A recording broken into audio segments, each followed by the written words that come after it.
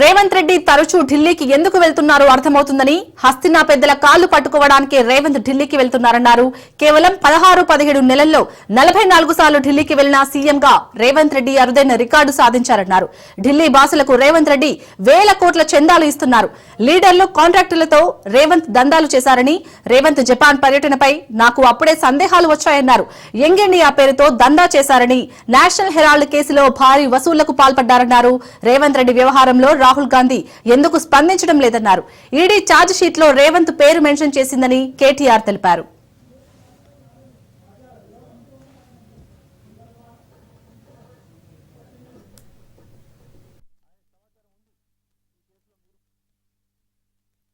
ఖచ్చితంగా అడుగుతున్నాం, రేవంత్ రెడ్డి గారు ఎందుకు మౌనంగా ఉన్నారు?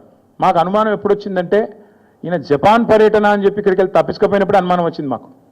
ఆ రోజు జపాన్ అని చెప్పి జపాన్లో ఎవరో ఈయన పిలిచినట్టు ఉరికిండు. చూస్తే కరెక్ట్గా అప్పుడే ఈడీలో A1 A2గా రాహుల్ గాంధీ గారిని, సోనియా గాంధీ గారిని పెట్టారు. దేశంలో ఉన్న కాంగ్రెస్ నాయకులు అందరూ స్పందించారు. కానీ రేవంత్ రెడ్డి గారు ఈ రోజు వరకు ఒక్కసారి కూడా నోరు విప్పలేదు. ఆ రోజు ఎందుకు అనుకున్న వాళ్ళకి ఇవాళ సమాధానం దొరికిందని నేను అనుకుంటా ఉన్నా. ఎందుకంటే రేవంత్ రెడ్డి గారికి తెలుసు ఈ కేసులో ఆయన కూడా ఉన్నాడు. సహజంగానే ప్రభుత్వంలో ఉన్నాడు కాబట్టి, ఇంటెలిజెన్స్ వ్యవస్థ ఉంటుంది కాబట్టి ఆయనకు సమాచారం ఉంది, ఈ కేసులో మీరు కూడా ఉండబోతున్నారు అని చెబితే అప్పటి నుంచి ఇప్పటి వరకు నోరు తెరవలేదు. తెరవకపోగా ఢిల్లీ పెద్దలను ప్రసన్నం చేసుకోవడానికి, అక్కడ ఉండే మంత్రులను కాకాబట్టడానికి, మోడీ గారిని, అమిత్ షా గారిని ప్రసన్నం చేసుకోవడానికి, బీజేపీతో మరి ఏదో రకంగా ఒక ఒప్పందం కుదుర్చుకొని ముందుకు పోవడానికి ఆయన మౌనంగా ఈరోజు మౌనంగా ఉండి తప్పించుకునే ప్రయత్నం చేస్తూ ఉన్నారు.